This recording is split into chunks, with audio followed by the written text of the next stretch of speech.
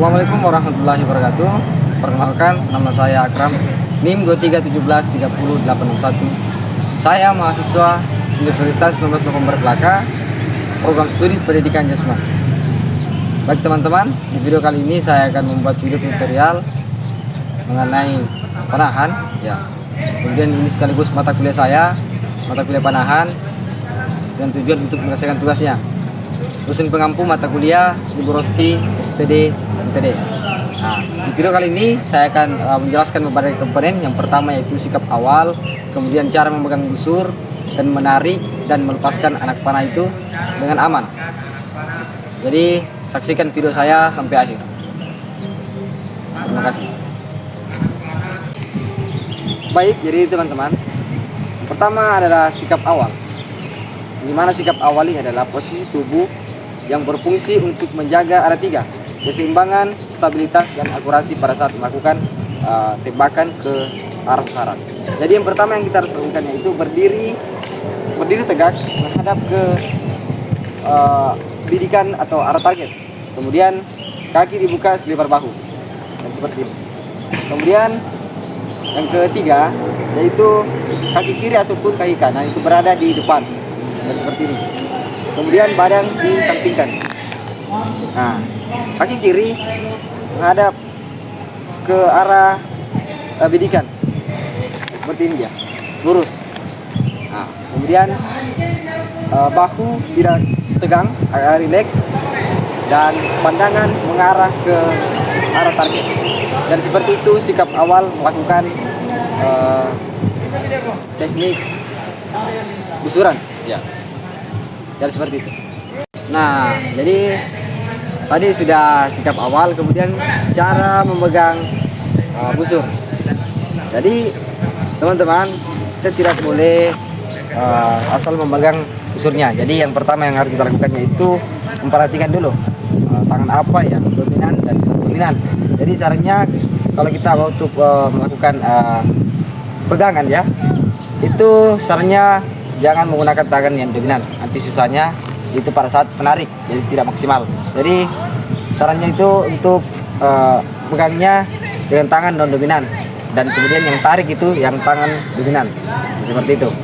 Kemudian ibu jari dan ya berada di yang sudah disiapkan ya, seperti ini ya, seperti orang bersalaman lah. Kemudian dia tidak boleh melewati yang sudah disiapkan. Dia tidak boleh seperti ini juga, dan tidak boleh dibawa. Jadi dia harus berada di posisi yang seharusnya, seperti ini, bersalaman, seperti orang bersalaman. Kemudian yaitu tangan tidak boleh membengkok pada saat memegang busur ini. Jadi dia tidak bisa seperti ini, tidak boleh. Jadi dia harus lurus. Seperti ini. Dan tarik. Kemudian selanjutnya busur ini menghadap ke target. Dan seperti itu saja. Baik, selanjutnya yaitu cara masukkan anak panah. Sini. Nah, jadi caranya yaitu tempatkan anak panah ini berada di sudah yang ditetapkan. Di sini kan ada tempat yang sudah disediakan, seperti ini dia. Ya, sudah ada penghalang. Jadi dia tidak boleh lagi ke bawahnya di sini. Di sini kan tidak ada tempatnya. Jadi jangan, karena ini dapat mempengaruhi pada saat kita melepaskan anak panah ini. Takutnya dia goyang. Nah, kemudian di sini juga ada tempat. Ini juga bukan tempatnya. Nah, di sini dia tempatnya. Sudah ada yang disediakan. Nah, kemudian kita melihat kelurusannya ya, kelurusannya. Kemudian di sini ada bulu panah. Jadi kalau bisa bulu panah ini jangan menghalangi tempat yang sudah ditetapkan ini, jangan menghalanginya, karena kita bisa lihat kalau dia berada di tempat yang salah, itu bisa goyang itu. Jadi seperti ini. Jadi kalau bisa kita cari bagian yang tidak menghalangi, seperti ini. Jadi seperti itu. Jadi sekian. Oke, baik teman-teman. Tadi sudah kita jelaskan dari pertama sikap awal, kemudian cara memegang busur. Nah, di sini saya akan menjelaskan lagi cara menarik, membidik dan melepaskan anak panah. Jadi yang harus kita lakukan itu ketika kita menarik busur ini, kita harus menggunakan 3 jari umumnya, yaitu jari telunjuk, jari tengah, dan jari manis, seperti itu. Jadi sebagainya seperti ini. Kemudian ya, tarik anak panah ini atau busur ini ke belakang lurus. Dan kemudian kita harus memperhatikan bahu sejajar dengan siku. Jadi dia tidak boleh ke bawah, ke atas, ya. Dia harus fokus ke target dan harus sejajar. Kemudian lebih maksimalnya lagi, tarik anak panah ini mentok di telinga ataupun dagu. Ya, seperti itu, dia mentok di sininya. Kemudian lepaskan jika sudah akurat. Ya, seperti itu. Jadi selanjutnya yaitu membidik atau aiming. Ya, yang harus kita perhatikan di sini adalah fokuskan pandangan ke arah target, tengah target, dan kemudian jaga posisi tubuh agar tetap seimbang. Jadi pada saat melakukan tarikan itu tidak goyang, tidak meleset. Dan yang terpenting juga pernapasan. Karena kenapa? Pada saat kita membidik, pada saat kita menarik napas dan melepaskan anak panah ini, dan napas kita tidak terkontrol dan tidak kita jaga, itu bisa mempengaruhi bidikan. Dan seperti itu, bisa mempengaruhi bidikan sehingga pada saat melepaskan anak panah itu tidak tepat sasaran. Dan seperti itu, kita harus kita harus kondisikan saja ya. Pada saat melakukan tarikan, kalau bisa pernapasan kita itu ditahan. Dan seperti itu. Oke, jadi selanjutnya yaitu melepaskan anak busur atau biasa disebut dengan rilis.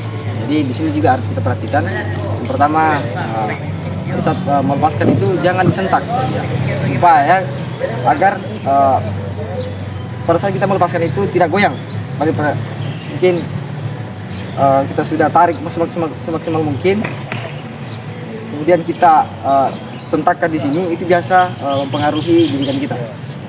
Kemudian pada saat kita sudah melepaskan, jari-jari atau kita tarik ke belakang dengan secara rileks. Dan pada saat sudah melepaskan, tangan kita ke belakang dan secara rileks. Kemudian jaga posisi tubuh kita. Kita pastikan bahwa anak panah ini sudah menancap di bidikan kita. Ketika kita tidak on target, kita bisa melihat, kita bisa merasakan juga bahwa seperti pandangannya seperti ini bidikannya ada yang kurang. Kemudian kita bisa mengarahkan ke bawah lagi ataupun ke atas sehingga bidikannya itu lurus tepat sasaran dan mendapatkan poin yang tertinggi. Ya, seperti itu. Baik teman-teman, adapun kesalahan-kesalahan yang kita lakukan dalam panahan, yaitu yang pertama sikap awal. Sikap awal ini kita harus perhatikan kaki kita tidak terlalu rapat, karena kalau terlalu rapat juga kita ada kesusahan atau keseimbangan. Kemudian juga dia tidak terlalu lebar. Jadi posisi kaki yang benar itu kaki dibuka selebar bahu. Itu untuk bagian sikap awal. Kemudian memegang busur yang terlalu kuat. Jadi dia boleh kita genggam, tapi genggaman kita ini tidak boleh terlalu kuat karena dapat mengakibatkan keseimbangan busur ini akan goyang, seperti itu. Kemudian memasukkan atau menempatkan anak panah yang salah. Jadi di sini kan sudah disediakan tempat untuk anak panah. Jadi dia tidak boleh di bawah dan di atas. Jadi dia harus ditempatkan di yang tempat sesuai. Kemudian luruskan anak panah dan busur. Dia harus lurus. Ya, seperti itu. Kemudian yaitu menarik tali busur yang tidak konsisten. Jadi teman-teman, kalau kita menarik tali busur itu harus konsisten, dimana harus berada di tempat yang semulanya. Misalnya kita menarik sampai dagu. Jadi ketika kita memanah lagi dengan jarak yang sama, itu harus juga sama, angkor poinnya sama, tarikannya hingga ke dagu. Jadi dia tidak boleh berubah-berubah. Karena kenapa? Kalau dia berubah-berubah, nanti takutnya arah anak panahnya akan berubah juga. Seperti itu. Jadi kemudian membidik terlalu lama. Membidik terlalu lama dapat mengakibatkan kelelahan otot atau getaran yang dihasilkan oleh kelelahan otot ini. Ketika kita membidik terlalu lama, pasti tangan kita akan goyang. Nah, kalau tangan kita goyang, pasti bidikan akan kemana-mana. Takutnya ke atas, ke bawah, ke samping. Itu yang harus diwaspadai. Jadi seperti itu. Jadi dia tidak boleh terlalu lama membidik. Kalau posisinya sudah tepat, usahakan angkor poinnya juga sudah tepat. Usahakan kalau bisa harus dilepaskan. Dan seperti itu untuk menjaga kestabilan anak panah ini sampai ke titik bidik seperti itu. Jadi itulah kesalahan-kesalahan yang harus dihindari dalam melakukan panahan ini. Jadi seperti itu teman-teman. Oke, baik, di sini saya akan menjelaskan lagi manfaat dari panahan ini. Jadi, yang pertama yaitu manfaat fisiknya, di mana melatih kekuatan otot dengan bahu, punggung dan inti tubuh. Kemudian melatih keseimbangan dan koordinasi. Dan kemudian juga menjaga postur tubuh, dan yang terakhir yaitu pernapasan dan otot tubuh. Jadi seperti itu manfaat fisik dari panahan. Oke, yang kedua yaitu manfaat mental, di mana yang pertama yaitu melatih kesabaran dan fokus, kemudian meningkatkan kesabaran dan pengendalian emosi. Kemudian yang ketiga yaitu mengurangi stres pada saat membidik. Kemudian yang keempat meningkatkan kepercayaan diri. Jadi itu yang kedua manfaat mental untuk panahan. Oke, jadi yang ketiga yaitu manfaat psikologis dan karakter. Yang dimana yang pertama yaitu disiplin, konsistensi dalam teknik. Kemudian yang kedua yaitu tanggung jawab terhadap keselamatan dan alat. Kemudian yang ketiga sportivitas dan kejujuran. Dan yang terakhir, yang keempat adalah mental tangguh dalam tekanan. Jadi seperti itu. Ada 4. Pertama disiplin, kemudian bertanggung jawab, kemudian yang ketiga yaitu sportivitas dan jujur, dan kemudian harus mempunyai mental tangguh. Jadi seperti itu untuk manfaat mental, psikologis dan karakter. Jadi, ya baik. Jadi yang keempat yaitu manfaat edukatif. Pertama yaitu melatih pengambilan keputusan. Kemudian yang kedua yaitu meningkatkan ketelitian dan ketepatan. Nah, kemudian yang terakhir atau yang ketiga yaitu cocok untuk pembinaan karakter. Jadi itu adalah ketiga manfaat dari edukasi. Ya, oke. Jadi yang kelima yaitu manfaat sosial. Dimana yang pertama yaitu melatih kerjasama tim atau bergu. Kemudian yang kedua yaitu melatih interaksi kita kepada teman-teman atlet maupun yang lainnya. Jadi seperti itu. Oke teman-teman, itulah tadi manfaat kelima dari penjelasan yang saya jelaskan tadi. Yang pertama yaitu manfaat fisik, kemudian yang kedua yaitu manfaat mental, kemudian yang ketiga yaitu psikologis dan karakter, yang keempat yaitu edukatif, yang kelima yaitu sosial. Jadi seperti itu. Oke, terima kasih. Oke teman-teman, jadi di sini saya akan menjelaskan lagi jarak-jarak yang diperlombakan. Adapun untuk usia dini, junior ataupun kejuaraan daerah itu menggunakan jarak kisaran 10 sampai 60 meter. Jadi itu untuk usia dini, junior dan kejuaraan daerah 10 sampai 60 meter. Kemudian untuk yang diperlombakan yang resminya standarnya itu berkisaran 50 meter dan 70 meter. Jadi ada perbedaan tingkatan. Kalau untuk kejuaraan daerah hanya 10 sampai 60 meter. Kalau untuk pertandingan resminya yaitu 50 hingga 70 meter. Jadi seperti itu untuk jarak panahan. Oke, baik teman-teman, di sini saya akan mencoba bagaimana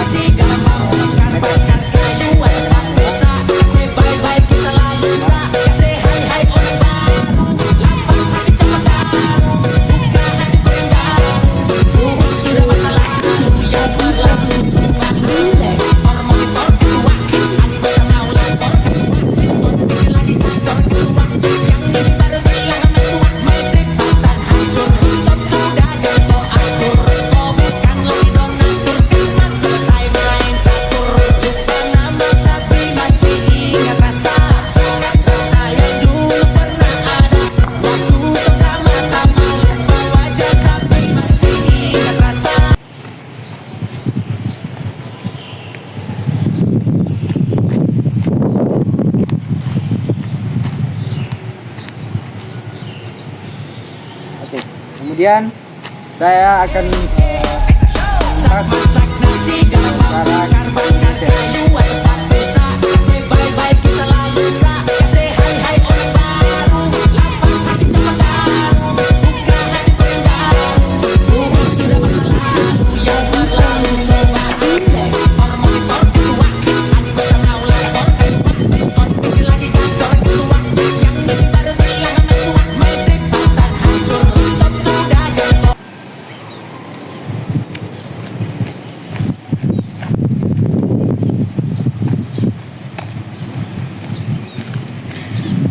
oke, jadi sini selagi akan memberi jarak.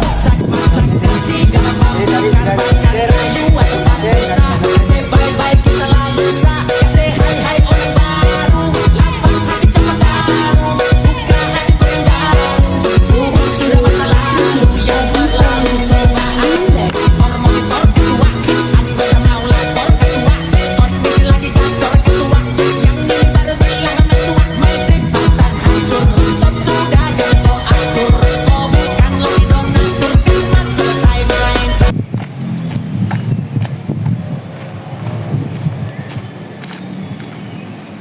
oke, itu tadi jarak 5 meter, 10 meter, 15 meter, dan yang terakhir itu 30 meter.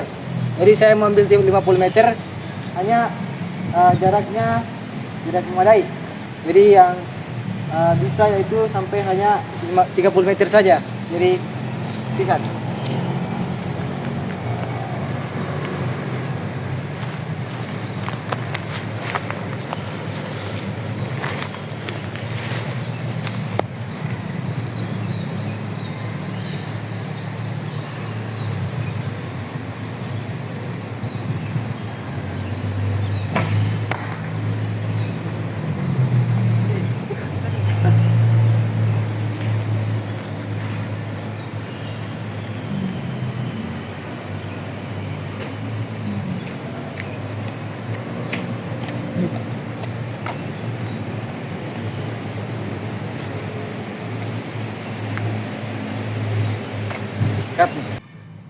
Baik, itu tadi video tutorial dari saya mengenai panahan ya, dengan berbagai penjelasan. Mohon maaf apabila ada kesalahan kata ataupun kesalahan gerakan ya.